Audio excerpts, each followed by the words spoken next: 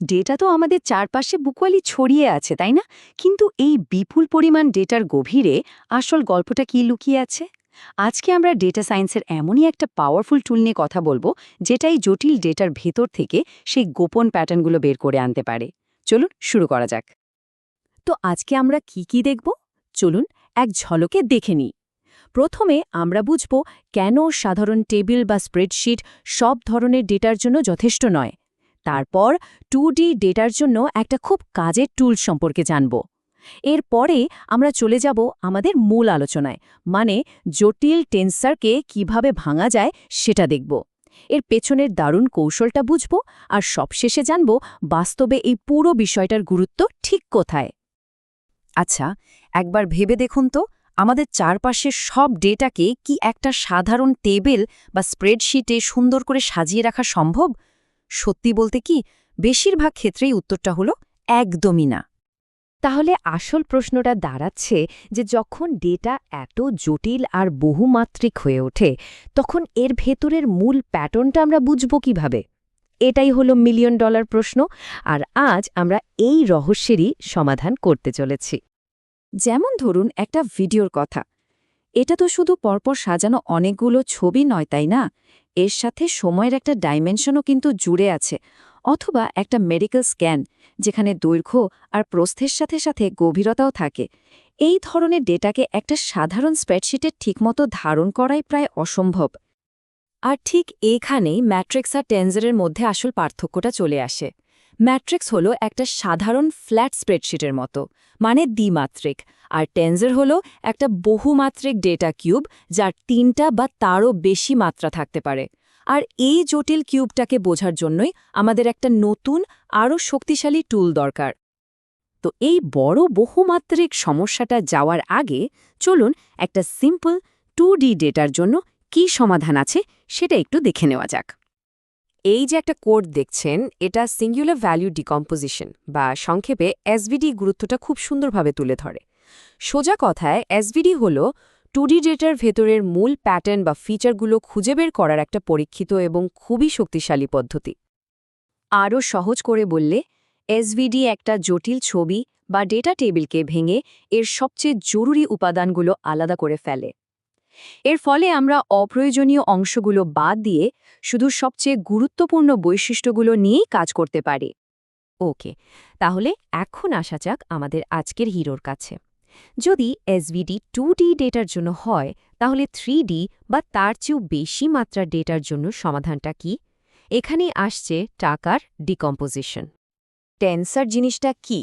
সহজভাবে বললে এটা ম্যাট্রিক্সেরই একটা আপগ্রেডেড ভার্সন, যেখানে একটা ম্যাট্রিক্সে শুধু সারি আর কলম মানে দুটো মাত্রা থাকে, সেখানে একটা টেন্সারের 3টা 4টা বা তারও বেশি মাত্রা থাকতে পারে। মানে কানেকশনটা কিন্তু খুবই সিম্পল আর সুন্দর। এসভিডি যা একটা সাধারণ ম্যাট্রিক্সের জন্য করে, টাকার ডিকম্পোজিশন ঠিক সেটাই করে একটা জটিল বহুমাত্রিক টেন্সারের জন্য। এটা আসলে এসভিডি এর শক্তিকেই একটা নতুন লেভেলে নিয়ে যায়। আমি জানি এই ফর্মুলাটা দেখতে একটু ভয়ঙ্কর লাগতে পারে, কিন্তু একদম চিন্তা করবেন না। আমরা একটা দারুণ মজার রূপক ব্যবহার করে এর প্রত্যেকটা অংশকে খুব সহজ করে বুঝব। চলুন এটাকে একটা রান্নার রেসিপির সাথে তুলনা করা যাক, তাহলে ব্যাপারটা একদম জলের মতো পরিষ্কার হয়ে যাবে। ভাবুন, আমাদের আসল ডেটা অর্থাৎ টি হলো একটা দারুণ ফাইনাল ডিশ। এই ডিশের যে মূল উপাদানগুলো, যেমন লবণ, মশলা, সেটা হলো জি বা কোর টেন্সার, আর ইউ বা ফ্যাক্টর ম্যাট্রিক্সগুলো হলো সেই রেসিপি যেটা বলে দেয় কোন উপাদান ঠিক কতটা পরিমাণে মেশাতে হবে। কিন্তু একটা প্রশ্ন তো থেকেই যাচ্ছে, তাই না? একটা মাল্টিডাইমেনশনাল ডেটাকে আমরা 2D টুল দিয়ে অ্যানালাইজ করবোটা কিভাবে? এর পেছনে একটা দারুণ কৌশল লুকিয়ে আছে। আর এর উত্তরটা লুকিয়ে আছে এই একটা লাইনের মধ্যে। কৌশলটা হলো, আমরা জটিল বহুমাত্রিক টেন্সারটাকে সাময়িকভাবে একটা সাধারণ 2D ম্যাট্রিক্সে ফ্ল্যাট করে ফেলি, অনেকটা একটা 3D বক্সকে খুলে সমান করে ফেলার মতো।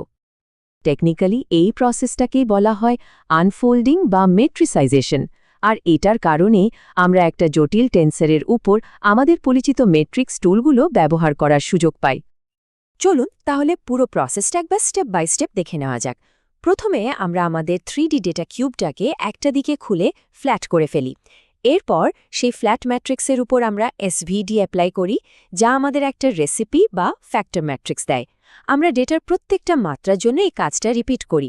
যখন আমাদের সবগুলো রেসিপি হাতে চলে আসে, তখন আমরা মূল উপাদান বা কোড টেন্সারটা বের করে ফেলি।